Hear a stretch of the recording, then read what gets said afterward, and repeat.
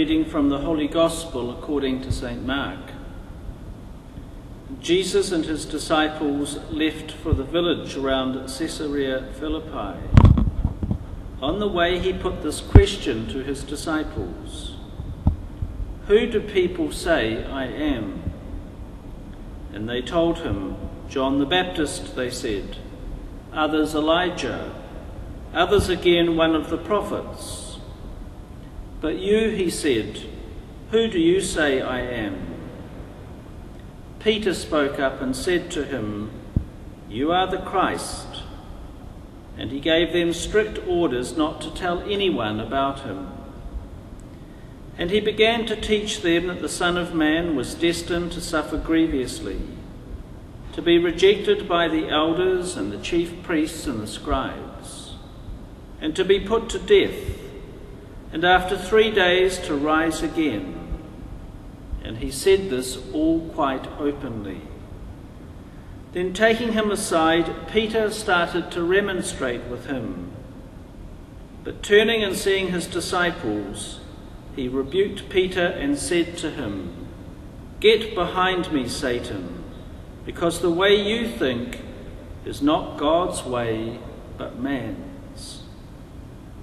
He called the people and his disciples to him, and he said, "If anyone wants to be a follower of mine, let them renounce themselves and take up their cross and follow me. For anyone who wants to save their life will lose it. But anyone who loses their life for my sake and for the sake of the gospel will save it." Once again, we find Jesus with his disciples visiting the villages around Caesarea Philippi, and Jesus puts himself in a rather interesting situation because rather than perhaps performing a miracle, Jesus is asking his own disciples, "Who do others say I am?" And it's Peter that once again takes this lead role. "You are the Christ." Peter, the spokesman for the disciples, once again takes up that leader's role. And after Jesus had began telling them that he was going to suffer, he was going to be rejected, he was going to be put to death, and he was going to rise again, it's as if Peter couldn't handle what was going to happen to Jesus. And so he tells Jesus that this would not be happening to him if he had his way. And Jesus is saying to Peter, and quite strongly, that this is not your way, this is God's way. One of the things we need to remember on many occasions in life is that some of the things which we are asked to embrace, some of the crosses we are asked to carry, are crosses which have been perhaps given to us for one reason or another. And we find it very difficult sometimes to see the crosses that others carry, whether that be because of sickness or because of things that happen to them.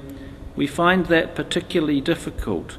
And I think it's because we find ourselves very helpless. We find ourselves particularly helpless when someone that we love is suffering. And so I think this gospel today reminds us that at times we do face that situation of being helpless, and we need to be able to support others in the best way we can. We can't take away the illness, or we can't take away the cross that they carry, but we can support them. God's way of saving his world was to send Jesus, the second person of the Trinity, sent him to be one like us. He would suffer and die for our sin. And as if Peter cannot cope with the fact that Jesus, the Jesus that they loved so much, the Jesus that had become such a friend to them, It's as if he couldn't cope with the fact that he was going to suffer.